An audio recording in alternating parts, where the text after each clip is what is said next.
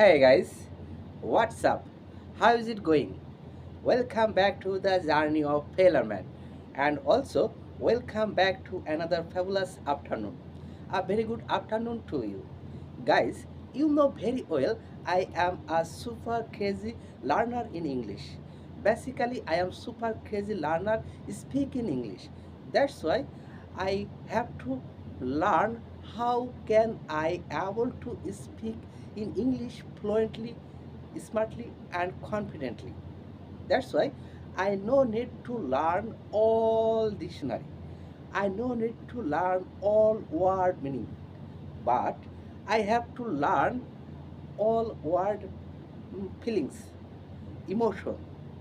Okay guys, in this video I just present with yourself how the real feelings of uh, of speaking journey.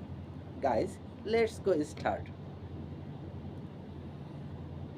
বাগিচার বুলবুলি তুই ফুল শাখাতে দিশনে আজি দোল আজো তার ফুলকলিদের ঘুম টুটেনি তন্দ্রাতে বিলোল বাগিচার বুলবুলি তুই ফুল শাখাতে দিশনে আজি দোল আজো তার ফুলকলিদের ঘুম টুটেনি তন্দ্রাতে বিলোল।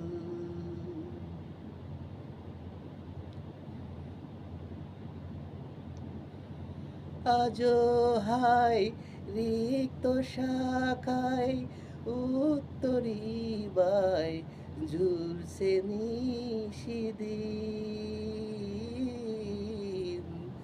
আজো হায় রিক্ত শাখায় উত্তরি বাই ঝুলছে নিশিদিন। আসেনি দক্ষিণ হাওয়ায় গজল গাওয়া মৌমাছি বিভোল। আসেনি দক্ষিণ হাওয়ায় গজল গাওয়া মৌমাছি বিভোল। বাগিচায় বুলবুলি তুই ফুল শাখাতে দিশনে আজি দোল আজো তার ফুলকলিদের ঘুম টুটেনি তন্দ্রাতে বিবল।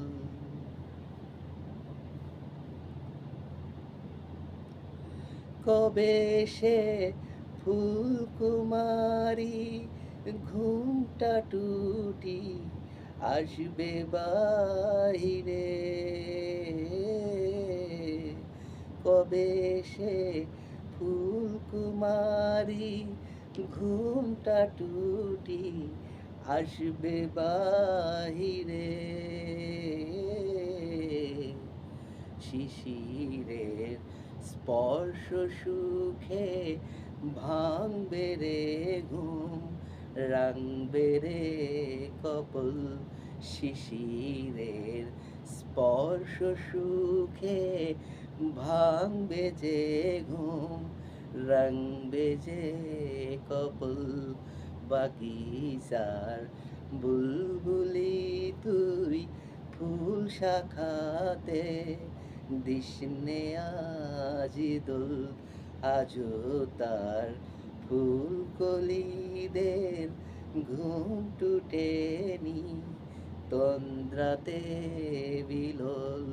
বাগিচার ফুলকলি তুই ফুল শাখাতে দিশনে আজি দোল। Yes, guys, I am a really super crazy person.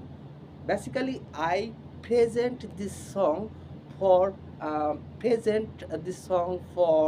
uh, বোঝাতে the feelings of word. We know many Bengali vocabularies, but we don't know the real feelings of this word. If I say that বাগিচায় বুলবুলি তুই ফুল শাখাতে দিসনে আজ দোল, it's not a real feelings. That's why we have to learn real feelings of the words. For example, how beauty this sitting palace, you can see behind me, it is really super gorgeous, it is really so gorgeous sitting palace. Actually, I am over the moon. Guys, you can imagine, you can understand the real feelings of this word. Yes, guys, if you are really crazy for learning speaking in English, you have to learn the real feelings of this word.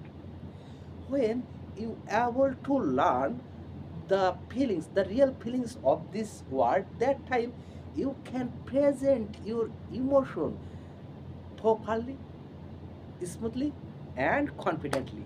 Okay, guys, thank you so much for watching my totally super silly activity.